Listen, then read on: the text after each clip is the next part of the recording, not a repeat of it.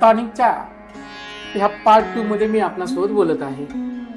आठवत असेल की मी पहिल्या पार्टमध्ये तुम्हाला हे सांगितलं होतं की प्रत्येक बाळाचा भुकेचं वेगळा पॅटर्न असतो। ही गोष्ट तुम्हाला समजली असेल। आता त्याच्या पुढे जाऊन मी तुम्हाला हे सांगतोय की बाळाचा दुसरा मेकॅनिझम हा असतो की जेव्हा बाळाच्या पोटामध्ये जेव्हा अन्न जातं तेव्हा तिथले रिसेप्टर ताणून स्ट्रेच रिसेप्टर ताणल्यामुळे मेंदूला एक सिग्नल देतात की बाबा बाळाचं पोट भरलेलं आहे आणि त्याचं खाणं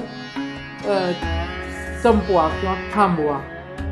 आणि ह्या गोष्ट झाल्यानंतर मग बाळ आपलं त्याचं जेवण पूर्ण होऊन जातं। आता ह्यानंतर आपल्याला हे ओळखायचंय की बाबा प्रत्येक बाळाचं हे खाण्याचं मोजमाप ठोकताळ हे वेगळे असते।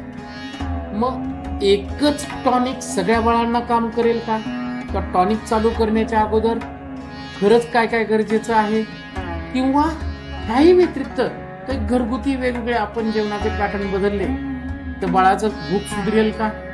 हे असे अनेक प्रश्न ऑटोमॅटिक तुमच्या मनामध्ये उत्पन्न होतील।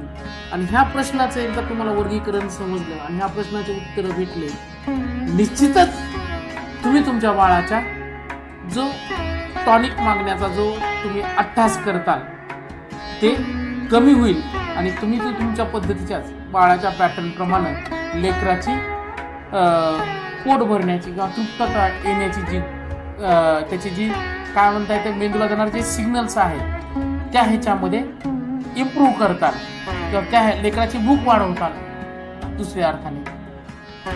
तर ठीक आहे, मग आज तुम्हाला एवढं समजलेलं आहे। आता यानंतरच्या पुढच्या भागामध्ये मी तुम्हाला हे सांगेन की प्रत्येक बाळाच्या भुकाचा पॅटर्न कसा ठरवायचा। तर माझ्यासोबत जुळत राहा, माझ्या YouTube चॅनलला सबस्क्राईब करा, लाईक करा आणि पुढच्या व्हिडिओमध्ये निश्चित तुम्ही माझ्यासोबत असणार झालात। नमस्कार।